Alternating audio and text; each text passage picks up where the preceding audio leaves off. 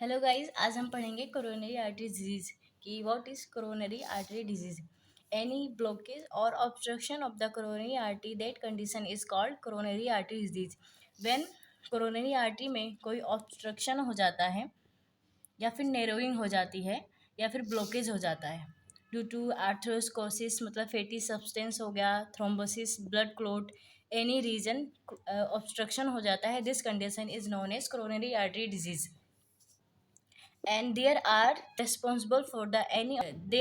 three factors responsible for the any obstruction and narrowing of coronary artery। Three factor जो है वो responsible होते हैं, नेरविंग हो जाए या फिर ऑब्स्ट्रक्शन हो जाए या फिर ब्लॉकेज हो जाए हमारी coronary artery.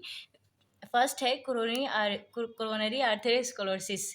Atherosclerosis means fatty substance. जब फैटी सब्सटेंस एक्यूमुलेट हो जाते हैं हमारी कोरोनरी आर्टरी में, that condition is known as atherosclerosis. And thrombosis में जब होता है हमारी कोरोनरी आर्टरी में, जब ब्लड क्लॉट हो जाता है, जब ब्लड क्लॉट हो जाता है, दिस इस कंडीशन को हम कहते हैं थ्रोम्बोसिस। एंड एम्बोलिज्म में होता है जब कोई हमें डिजीज़ होती है और उसको आइडेंटिफाई नहीं किया जाता है कि ये कौन सी डिजीज़ की वजह से हमारी आर्टरी में ब्लॉकेज हो गया है, इस कंडीशन को हम लोग एम्बोलिज्म कहते हैं। एंड वेसोस्पाज्म होता है जब हमारी कोरोनरी आर्टरी जो है वो नैरोइंग हो जाती है, दिस कंडीशन को हम कहते हैं वेसोस्पाज्म। तो ये थ्री फैक्टर होते हैं जो रिस्पॉन्सिबल होते हैं, ऑब्स्ट्रक्शन हो जाए, ब्लॉकेज हो जाए या फिर नैरोइंग हो जाए हमारी कोरोनरी आर्टरी। एंड लास्ट होता है एम्बोलिज्म, जिसकी वजह से अनआइडेंटिफाइड डिजीज होती है, जिसे आइडेंटिफाई नहीं किया जाता है कि किसके कारण हमारी कोरोनरी आर्टरी जो है वो ऑब्स्ट्रक्शन है या फिर नैरोइंग है।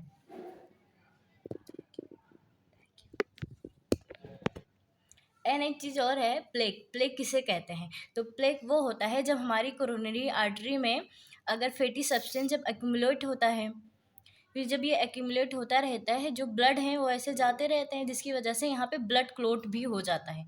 तो जब फैटी सब्सटेंस भी एक्यूमुलेट होता है और ब्लड क्लॉट भी हो जाता है, तो इस कंडीशन को हम लोग कह लेते हैं प्लेग। अब कोरोनरी आर्टरी अगर डिजीज होती है तो उसे किस किस नाम से जानते हैं? First is atherosclerotic heart disease. इसे हम, क्योंकि आर्थ्रोस्कोसिस की वजह से होता है, तो हम इसे आर्थ्रोस्क्लेरोटिक हार्ट डिजीज भी कह सकते हैं। और कहाँ पे होता है? क्रोनरी में होता है, कोरोनरी आर्टरी में। तो इसमें हम कह सकते हैं क्रोनरी आर्थ्रोस्क्लेरोसिस। और इसका एक और नाम है कोरोनरी आर्टरियोस्क्लेरोसिस, मतलब आर्टरीज में भी होता है ना, तो उसे आर्टरियोस्क्लेरोसिस कहते हैं। और कोरोनरी हार्ट डिजीज, बिकॉज जो कोरोनरी आर्टरी है वो हार्ट को ब्लड सप्लाई करती है, तो इसे कोरोनरी हार्ट डिजीज भी कह सकते हैं। एंड रिस्क फैक्टर, कि क्या क्या से रिस्क फैक्टर हैं जिसकी वजह से हो सकते हैं। First is modifiable and non modifiable. Modifiable में होता है कि जिस चीज़ को हम मतलब घटा सकते हैं, डिक्रीज कर सकते हैं। एंड मॉडिफाइबल में जिसमें हम कुछ नहीं कर सकते, फॉर एग्जाम्पल हो गया फैमिली हिस्ट्री हो गया, या फिर जेनेटिक जो होता है। अब हम देखते हैं कि मॉडिफाइबल क्या होता है। मॉडिफाइबल में first is a high blood cholesterol level. जब हमारे बॉडी में हाई कोलेस्ट्रॉल लेवल ज़्यादा हो जाता है तब होता है। एंड सिगरेट की वजह से होता है, जो लोग लॉन्ग टाइम तक सिगरेट पीते हैं, स्मोकिंग, तम्बाकू हो गया, इस सब का यूज़ करते हैं लॉन्ग टाइम तक। एंड हाइपरटेंशन हो गया, डायबिटीज़ मेलाइटस हो गया, and lack of estrogen in women, and physical activity, obesity हो गई, ये सारे चीज़ होते हैं मॉडिफेबल। एंड नॉन मॉडिफेबल में हो गया family history of CAD and increasing age. जब एज जैसे जैसे ज़्यादा होती है तो इसलिए हम लोग कुछ नहीं कर सकते हैं, क्योंकि एज ज़्यादा है तो है, इसको घटा थोड़ी ना सकते हैं।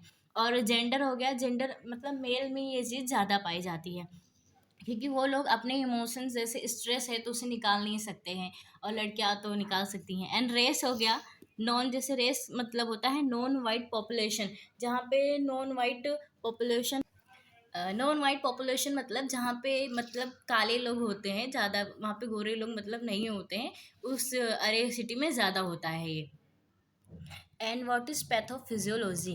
Pathophysiology due to etiological factor, किसी इटियोलॉजिकल फैक्टर की वजह से। जैसे मैंने आप लोग को बताया था, आर्थरोस्कोसिस हो गया, फैटी सब्सटेंस जैसे एक्यूमुलेट होते हैं, एंड वेसोस्पाज्म हो गया, नर्विंग की वजह से हो गया, एम्बोलिज्म हो गया, ब्लॉकिंग की वजह से हो गया, किसी भी इटियोलॉजिकल रिस्क फैक्टर की वजह से, जैसे कि यहाँ पे भी है कोलेस्ट्रॉल लेवल अगर ज़्यादा होता है हमारी बॉडी में, इस सभी के कारण अगर an accumulation of lipid in the arterial wall, जो लिपिड होता है यानी फैटी सब्सटेंस होते हैं, वो एक्यूमुलेट होने चले जाते हैं आर्ट्रियल के वॉल पर।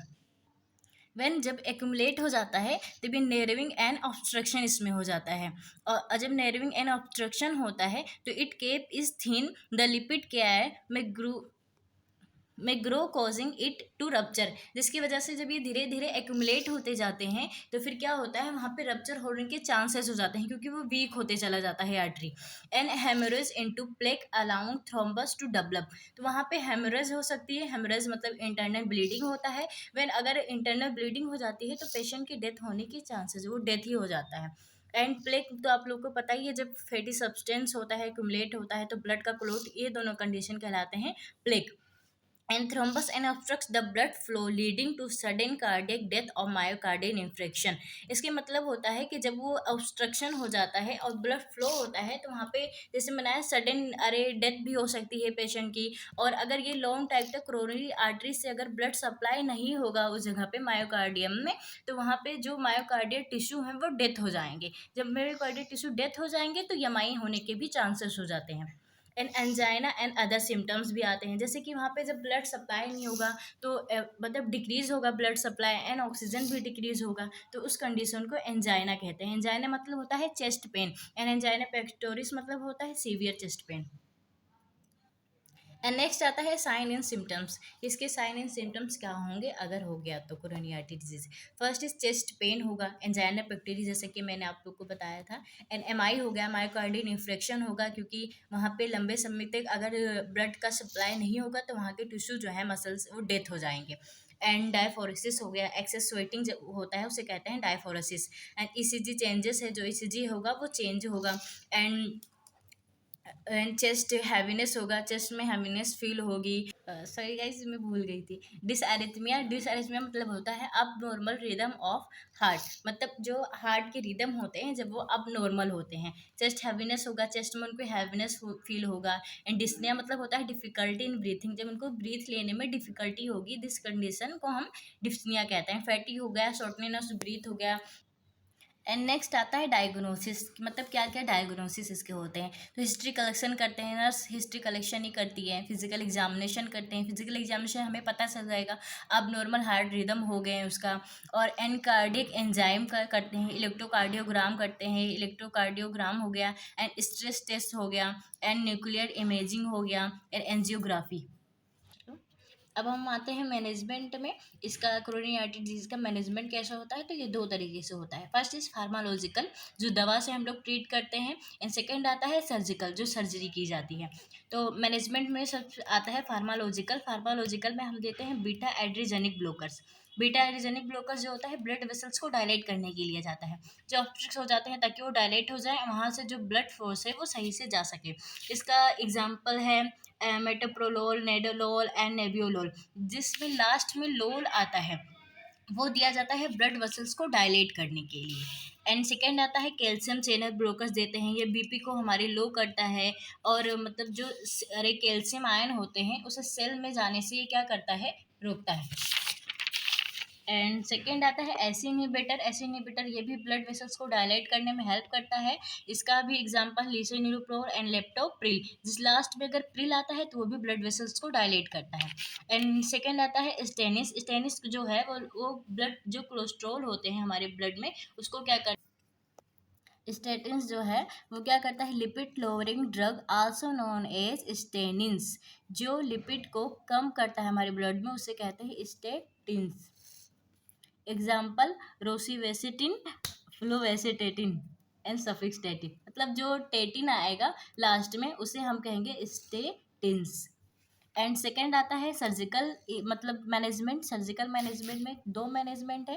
फर्स्ट है CABG and PTCA. CABG coronary artery bypass grafting and PTCA percutaneous transluminal coronary angioplasty. CABG क्या होता है, सीएबीजी होता है जैसे कि हमारी कोरोनरी आर्टरी होगी, इसमें ऑब्स्ट्रक्शन हो गया तो यहाँ पे जब ये ज़्यादा ऑब्स्ट्रक्शन ब्लड फ्लो जो है वो डिक्रीज हो जाएगा, डिक्रीज हो जाता है। एमआई और हार्ट फेलियर कई सारे मतलब डिजीज हो सकते हैं। तो इसमें क्या किया जाता है, इसमें एक नया ऐसे बाईपास बनाया जाता है, एक नया बाईपास बना के जिससे कि ब्लड फ्लो फिर ऐसे जाता है।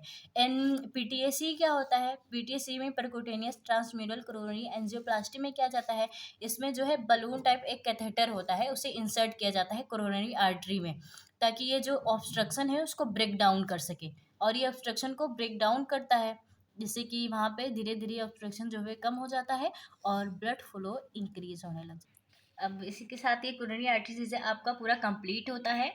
क्या कोरोनरी आर्टरी डिजीज़ होता है, उसके साइलेंट सिम्पटम हो गए, रिस्क फैक्टर हो गए हैं, और मतलब प्लेग क्या होता है, कोरोनरी आर्टरीज के फैक्टर कितने होते हैं, पैथोफिजियोलॉजी, मैंने सब कुछ इसमें कंप्लीट कर दिया है कोरोनरी आर्टरी डिजीज़ को। अब इसी के साथ ये खत्म होता है और नेक्स्ट टॉपिक मैं नेक्स्ट टाइम पढ़ा के डालूँगी।